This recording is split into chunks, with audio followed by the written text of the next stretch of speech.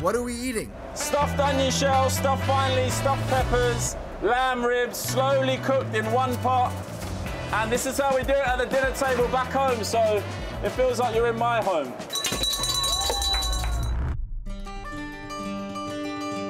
I gave the order for British forces to take part in military action in Iraq. We're in London, 20 years after the invasion of Iraq, to talk with Chef Philip Juma about what it means to be from both places and eat his delicious Iraqi food.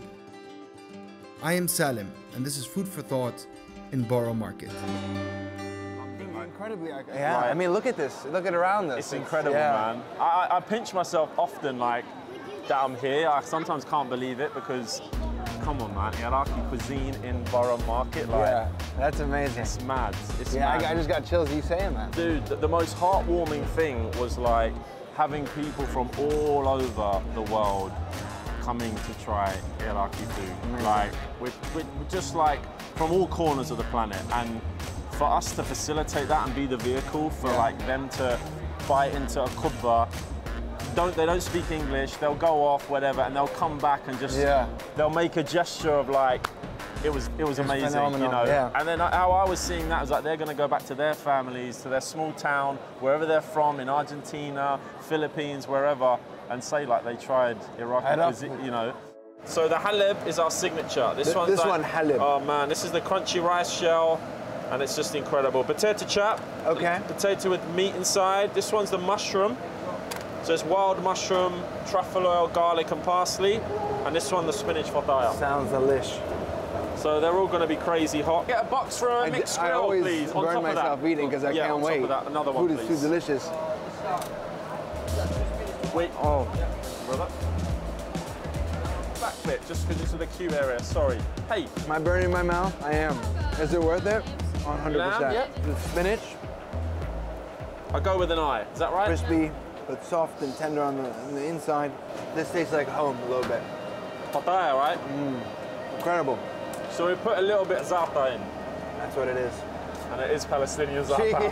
That's it down. I was like, this tastes too much like home. It is that.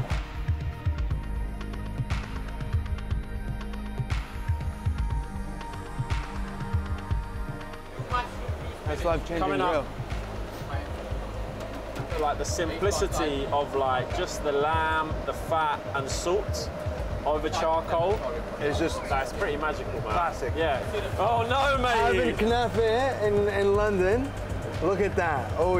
So sugar syrup goes on. Yeah. And we're going to top it up with some pistachios for you. Incredible. A little bit of decorative rose. I don't know if you're sharing, bro. I don't know if you're that generous. With this one, I might not be. Do you know what I mean? With this one, Saoud, I might not be as generous. Do you think we need more? Incredible. I'll do it. Or should I stay out of your way? Made with a bit of rose water. Phil, incredible. Good, man. As a Palestinian, you made me a happy man. That's the only compliment I need in life, bro. Before I even started, I remember lots of people telling me, like, don't, you know, as the strapline, don't call it Iraqi cuisine. Just say Middle Eastern food or Middle Eastern cuisine. That's an interesting point. How come?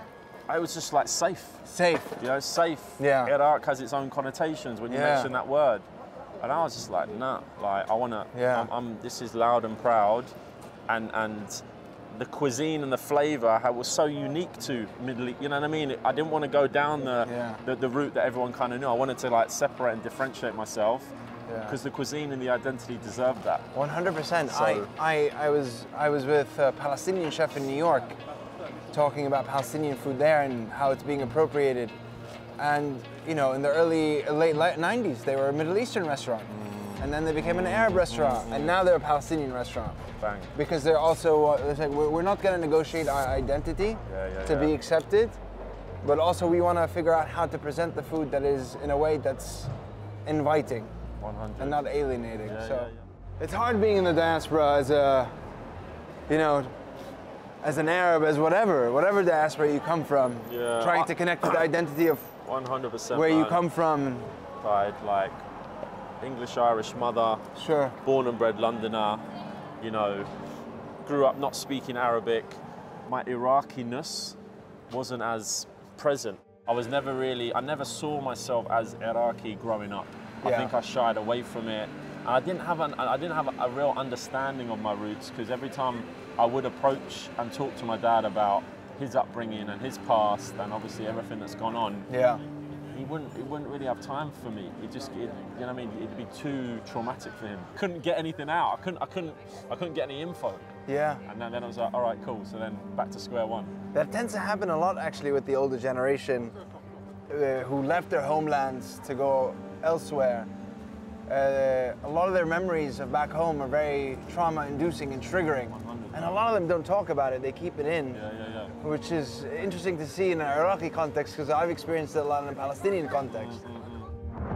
20 years ago tonight, British forces had joined the US-led ground invasion of Iraq. What was it like for you as a British Iraqi, seeing the country you're in also be part of the invasion? It was complicated, it was complex, it was triggering, it was sad, quite alienating as well and isolating. And obviously then at the time I'm seeing on the news and the depiction of Iraq is X, and then it's like, hold on, my community and what I'm witnessing isn't what the TV is representing. Yeah.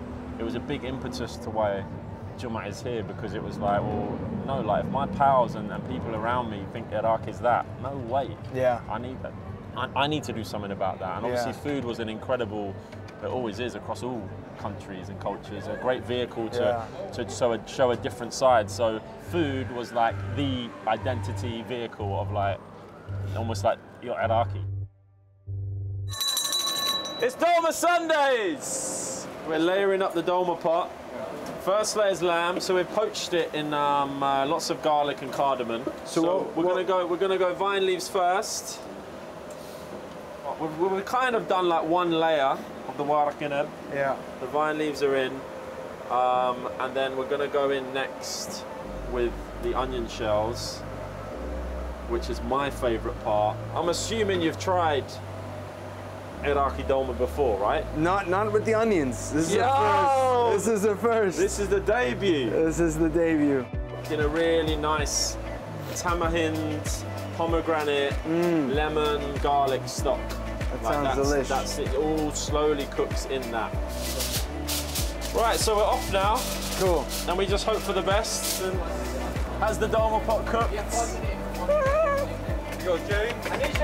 It's an iconic dish. Family classic, one pot. When it's ready, it's ready. Stuffed onion shells, stuffed vine leaves, stuffed peppers, lamb ribs, slowly cooked in one pot. And this is how we do it at the dinner table back home, so it feels like you're in my home. Nilesh, over to you, man. Right, you guys are hungry. And let's go.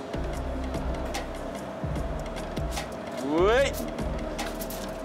Whoa! There's a few casualties, but we're there. Yeah. One more, Jiba, one more. How you feel, my man? It's relief now. It's just getting through the crowds, making sure everyone's happy. Bless you. Thank you, thank you.